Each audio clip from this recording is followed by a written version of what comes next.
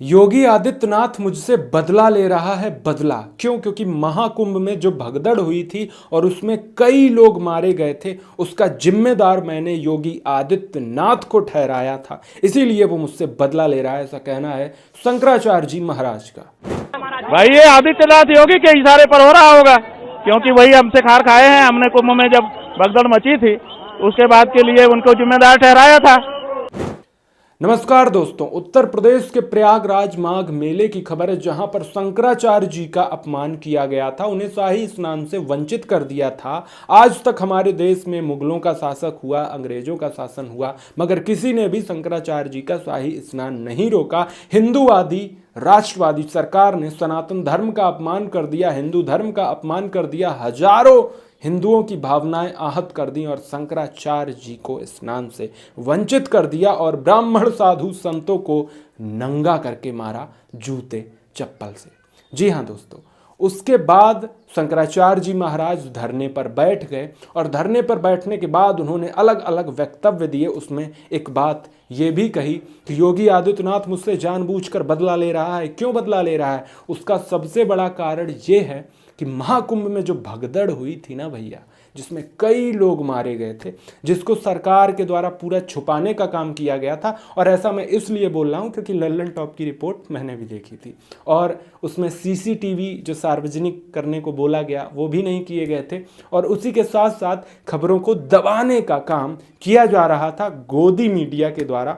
वहाँ पर जो स्वतंत्र पत्रकार थे, जो स्वतंत्र एजेंसियां थीं, उन्होंने कई बड़े बड़े खुलासे कर दिए, कितने लोगों की हत्या हुई। उसी में बयानबाजी में शंकराचार्य जी महाराज से जब बयान लिया मीडिया ने, तो उन्होंने कह दिया था कि इसका जिम्मेदार योगी आदित्यनाथ है और कोई नहीं है। अब भाई, सरकार आपकी है, जनता ने आपको चुना है, तो अगर कुछ भी समस्या होगी तो क्रेडिबिलिटी भी आपकी होगी, अकाउंटेबिलिटी भी आपकी होगी, सब कुछ तो आपका ही होगा ना, क्योंकि सरकार और सत्ता और प्रशासन तो आपका है।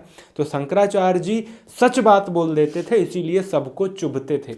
और वैसे भी भैया हमारे देश की विडंबना है कि जो सच बोलता है उसकी हत्या कर दी जाती है। चाहे वो छत्तीसगढ़ का पत्रकार हो, उसकी हत्या हो गई, उत्तराखंड का पत्रकार हो, उसकी हत्या हो गई।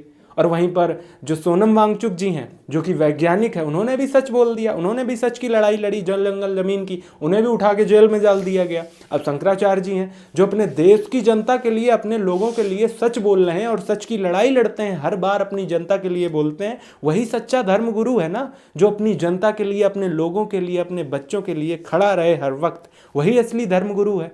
मगर कुछ चाटुकार सरकार के, सत्ता के, जिनको शुद्ध रूप से चाटुकार हम लोग बोल सकते हैं, वो लोग सत्ता की चाटुकारिता करते हैं। जो सत्ता की चाटुकारिता करते हैं वो 1.5 करोड़ की, 5 करोड़ की, 4 करोड़ की गाड़ियां खरीदते हैं, गाड़ियों से घूमते हैं, स्नान करते हैं। मगर शंकराचार्य जी एक साधारण से रथ से स्नान करने जा रहे थे और उनका अपमान कर दिया गया हिंदूवादी सरकार के द्वारा। हमने तय किया कि अब नहीं जाएंगे, अब हम स्नान करेंगे। करे रोके, कितना रोकते हैं वो रोक पाएंगे हमको?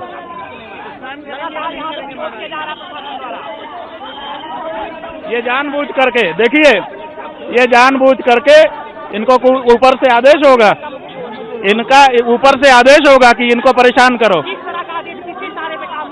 भाई ये आदित्यनाथ योगी के इशारे पर हो रहा होगा, क्योंकि वही हमसे खार खाए हैं। हमने कुंभ में जब भगदड़ मची थी उसके बाद के लिए उनको जिम्मेदार ठहराया था, तो अब वो बदला निकालने के लिए अधिकारियों को कह रहे होंगे, या उनको खुश करने के लिए अधिकारी हमारा अपमान करना चाहते होंगे।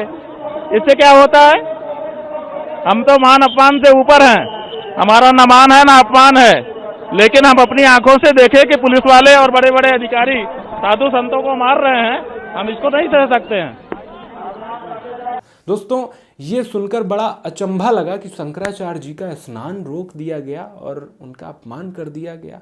कई देशवासियों की भावनाएं आहत हुई। हमारे देश में कभी ऐसा नहीं हुआ था। बहुत सारे महाकुंभ, बहुत सारे कुंभ आए, माघ मेले आए, मगर भैया अब तक इतनी सारी सरकारें रहीं, किसी ने भी शंकराचार्य जी को शाही स्नान से नहीं रोका था, ना वंचित किया था। अनादिकाल से सनातन धर्म की परंपरा चली आ रही थी, उसको तोड़ दिया है योगी की हिंदुत्ववादी सरकार ने शायद। खैर, इस सब पर आपका क्या सोचना है, आपकी क्या राय, हमें कमेंट करके ज़रूर बताएं। बहुत बहुत धन्यवाद। और हाँ, सच्चाई और वास्तविकता के साथ हर एक खबर को आपको दिखाते रहेंगे। आप लोग देखते रहें हमारा YouTube चैनल।